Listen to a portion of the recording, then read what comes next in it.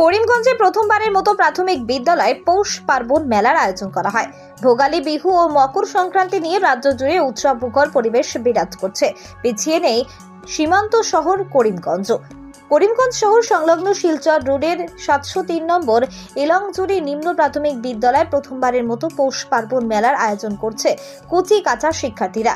পাঠ্য বই ছাড়াও প্রাথমিক পর্যায়ে শিক্ষার্থীদের স্বনির্ভরতা শেখানোর পরিকল্পনা করা হয়েছে। স্কুলের শিক্ষক শিক্ষিকারা একটি ভেলাঘর প্রতীক তৈরি করে শিক্ষার্থীদের নারিকেল, সবজি ইত্যাদি বিক্রি করে ব্যবসার প্রশিক্ষণ দিচ্ছেন। এই দিনের পৌষ পার্বণ মেলার আয়োজনে উপস্থিত ছিলেন স্কুল পরিচালনা সমিতির সভাপতি সহ অন্যান্য সদস্যরা।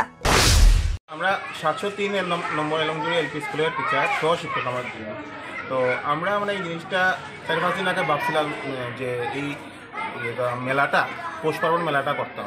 তো এই মেলাটাতে উদ্দেশ্য হলো এক তো গতানুগতিক পড়াশোনা তো আছেই, কিন্তু একটু অন্যরকম করে তারা এখানে বহু জিনিস শিখতেও পারে। যেমন কিনা বেচার একটা আইডিয়া পায়, তারপরে টাকা পয়সার মূল্য, বহুত জিনিস, ওজন বহুত কিছু আইডিয়া পায়। এটা তো একটা এক্সট্রা আছে।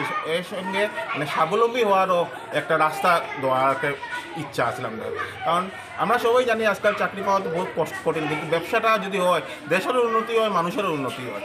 তো আমরা যেমন প্রধানমন্ত্রী কইন যেমন ব্যবসা বাড়াও বা ব্যবসা করো, স্বাবলম্বী হওয়ার চেষ্টা করো, ওটা আমাদের আসল উদ্দেশ্য আর কি। এর লেগে এই পৌষ পার্বণ মেলাটা করছি। এই মেলাতে ক্রেতা হিসাবে কারা রয়েছে? ক্রেতা হিসাবে গ্রামের মানুষ, অন্য অন্য আশেপাশের স্কুলের শিক্ষক শিক্ষিকারা, তারপরে যেমন আমরা অফিসার আইসলা, সে অন্য স্কুলের অন্য ক্লাস্টারের সিআরসিসিরা আইসলা, তারা সবাই আইয়াও জিনিস কিনে আনিস। তখন তো যারাও আইরা তারাও দেখিয়া বালা পাইরা সব জিনিস, কারণ সবগুলা জিনিস তারা নিজের ক্ষেতের, এটা কিছু বাইরে থেকে কিনে আনা নাই, এবং নিজের ক্ষেতের জিনিস আনিয়া তারা বিক্রি করে। করিমগঞ্জ প্রতিনিধি রিপোর্ট, লঙ্কাই টিভি।